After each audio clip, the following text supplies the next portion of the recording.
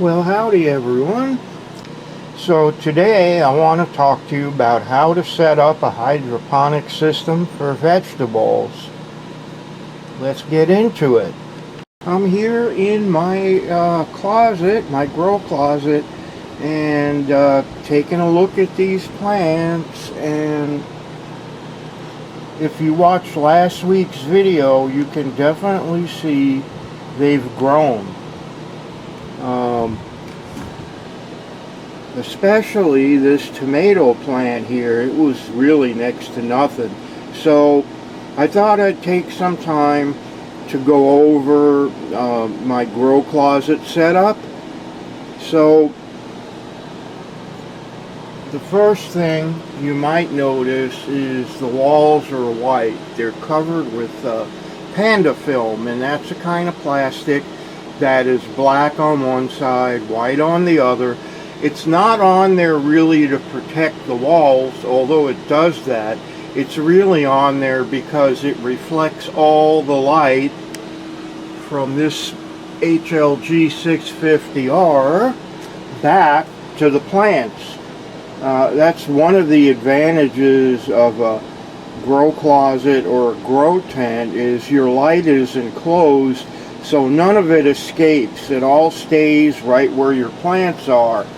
So I guess starting at the bottom, this is a 2x4 flood tray, and you can use a flood tray for this type system, or you can even use a tote. This one is supported on each end with a 27-gallon tote. Some people use a table.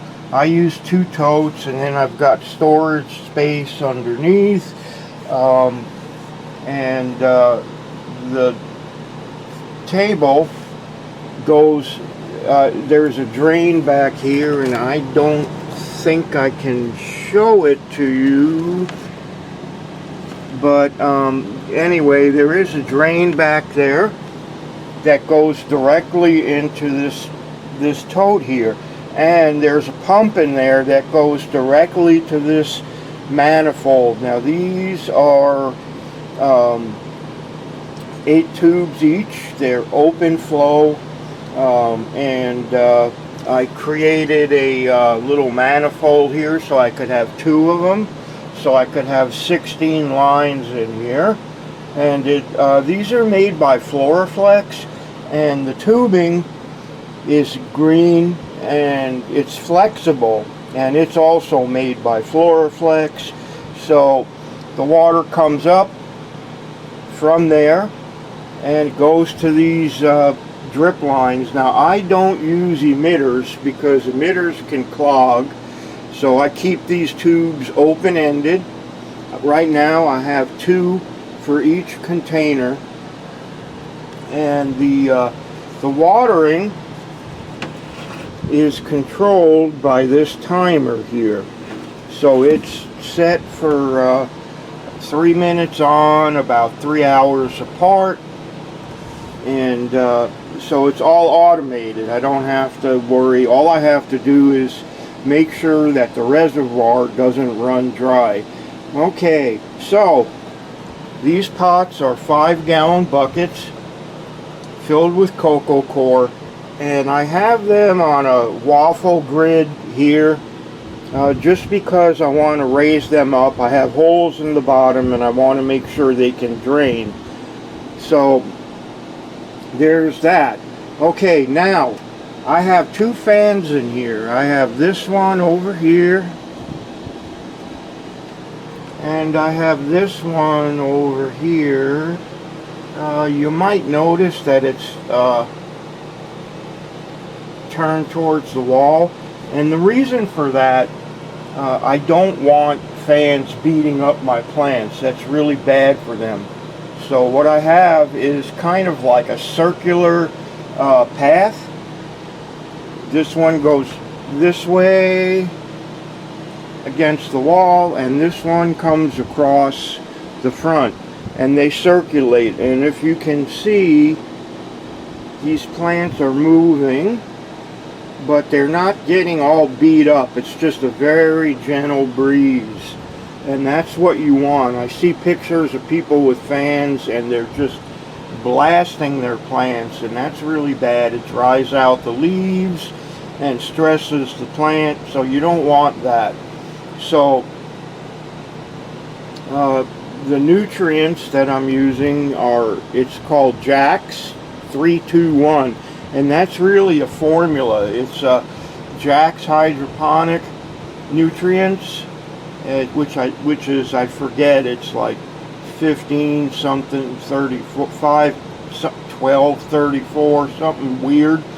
And you mix it with calcium nitrate and magnesium sulfate, and it's 3 parts of the base, 2 parts of the calcium nitrate, and 1 part magnesium. That's why they call it 321. And it's not real expensive, and a lot of commercial greenhouses use it. It does a good job. I mean, these plants look really healthy. So we've got that, and then also we've got an exhaust fan here. You need a way. This one is hooked up to an air scrubber because this used to be a marijuana grow, and it's not anymore. But you know, there are odors, and you didn't want them in the house. So you can see probably that this tube is moving because of the airflow through it.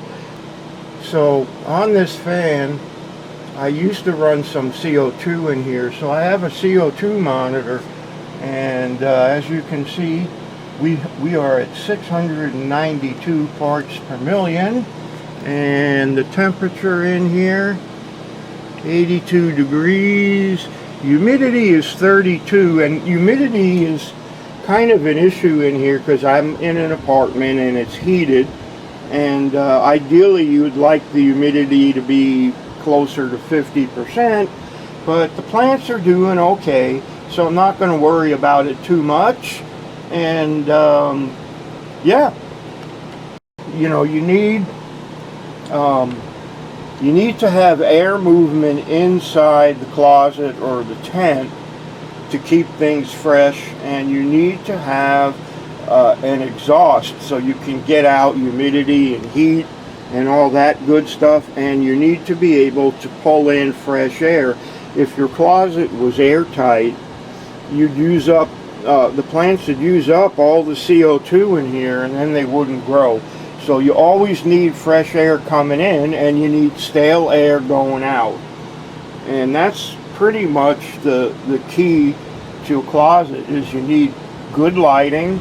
And I got that. This monster here, this closet is 3x6, but the grow area is 2x4, and it's actually designed to do about a 5x5.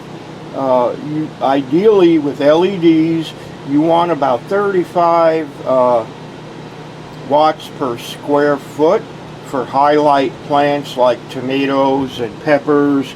You can get by with less for greens like lettuce, but if I were to turn this up all the way and bring it down to within 24 inches of these plants, it would just blow them out.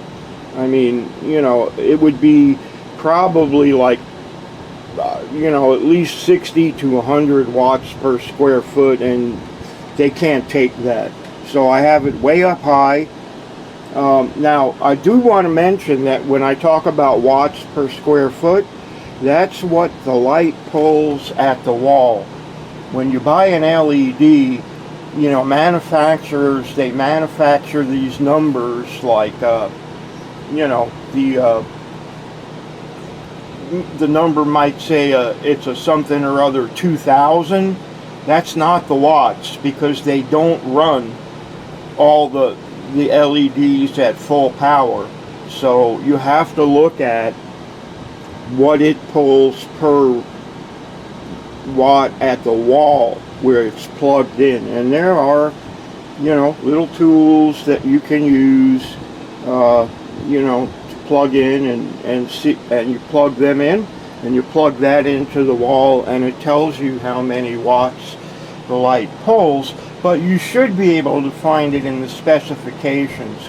Also, you want a full spectrum light, and actually the key to successful grows, aside from the soil and the nutrients, I'd say light is probably the most important thing for an indoor grow.